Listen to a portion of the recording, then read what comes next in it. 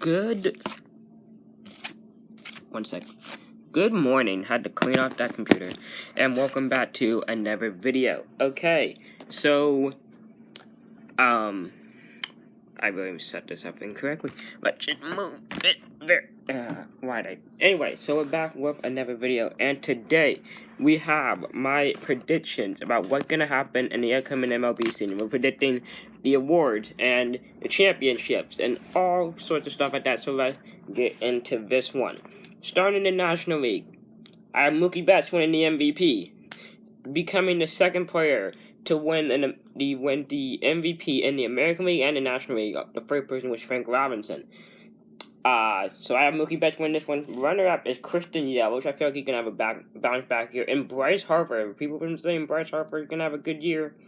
Let's hope it comes to fruition, because I actually like Bryce. Bryce, baby. Oh, that was AL MVP. George Springer. He just left the Astros, a new team. People are like, is he able to do it without the trash cans or whatever? I feel like he's gonna come and win the MVP. Mike Trout, because Mike Trout is the GOAT and he had to be on the top of everything.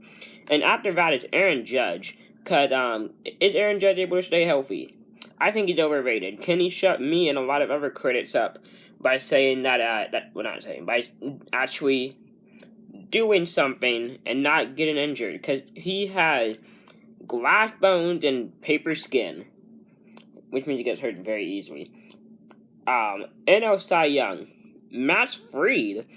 I have Max Fried winning the Cy Young. I feel like voter fatigue might not put the second guy, Jacob deGrom, but he might get second, just like in the NBA, how Giannis Antetokounmpo have won the past two MVP, but he's putting up an MVP season this year. He's probably not going to win because of voter fatigue.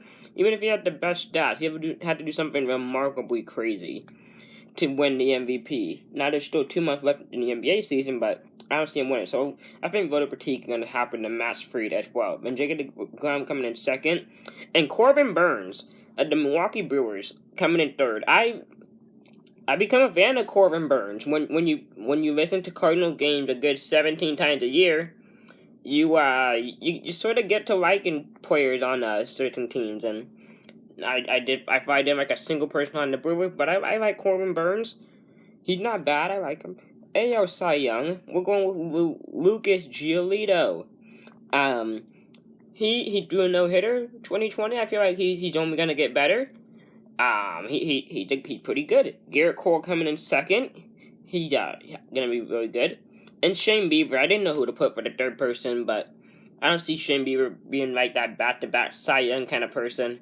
I mean, last year was 60 games, now it's a full 162. I don't know if he's going to be able to sustain his awesomeness. Is that even a thing? Over an entire season, but yeah. And now, Rookie of the Year, Ke'Bryan Hayes, because apparently he's still in. He played 24 games last year, but Ke'Bryan Hayes better be the, I almost said MVP, the Rookie of the Year. And then next we have C.J. Abrams of the Padres. I hope the Padres call up C.J. Abrams. I really like C.J. Abrams. I'm in love with C.J. Abrams. If it's not C.J. Abrams, then Mackenzie Gore. I have Mackenzie Gore at the spot for runner-up, but C.J. Abrams. And then Joey Bartz, a catching prospect for the San Francisco Giants.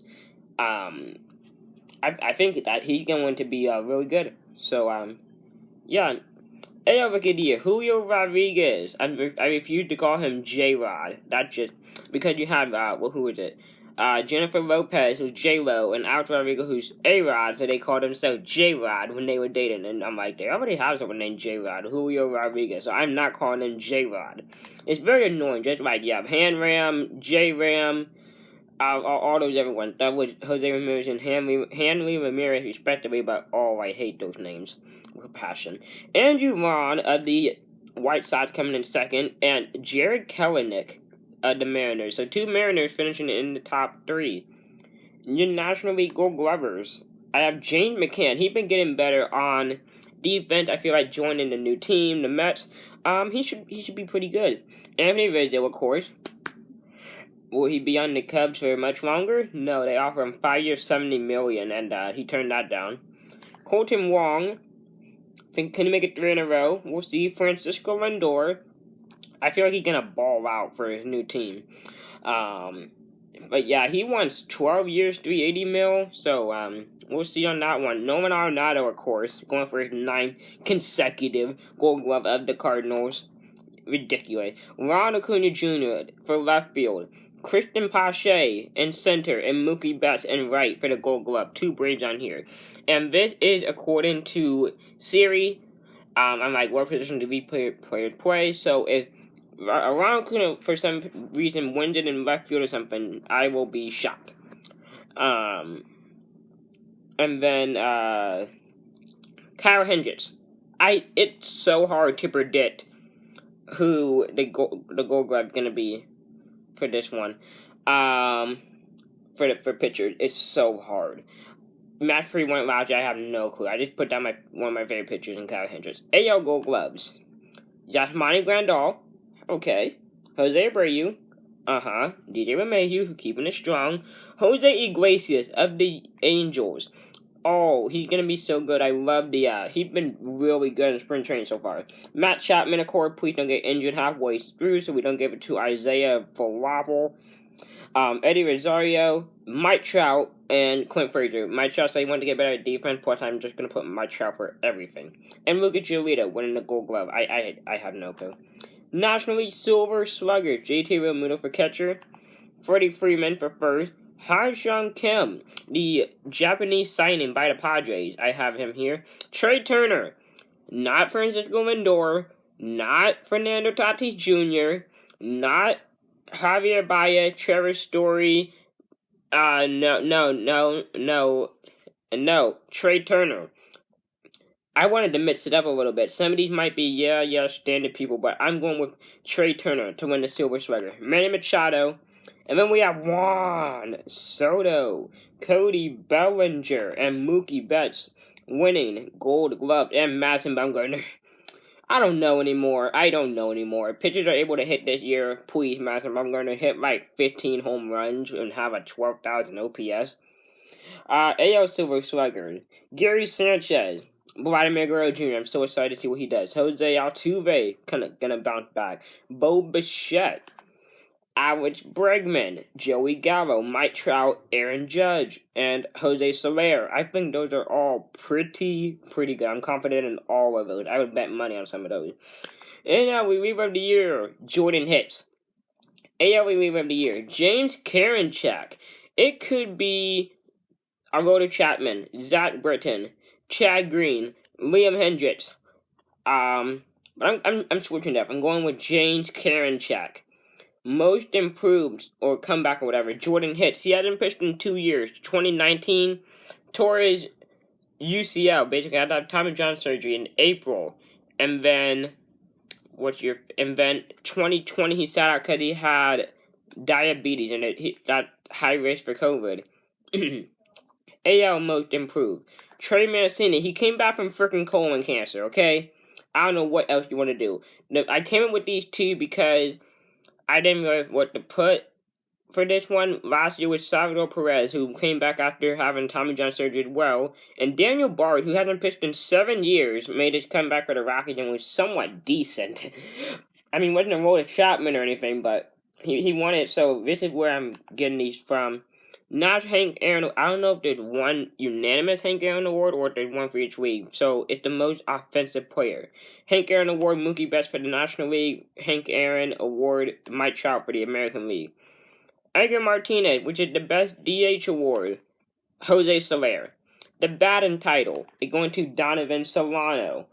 Who else? What is the Roberto Clemente award? Is that the one for like charity or whatever in the community or something? I don't know. I have no clue. Like, Javier Baez, sure. I don't know. Okay, now we have the standing. I think it's going to be the Cardinals, Brewers, Reds, Cubs, Pirates. In the NL East, Braves, Mets, Nationals, Marlins, Phillies, Dodgers, Padres, Giants, Diamondbacks, and Rockies finishing at the bottom of the West. In the American League Central, the White Sox, Twins, the Royals above the Indians, and then the Tigers. Yankees, Blue Jays over the Rays, Red Sox, Orioles. Although I do want to put the Orioles over the Red Sox, but I'm not going to.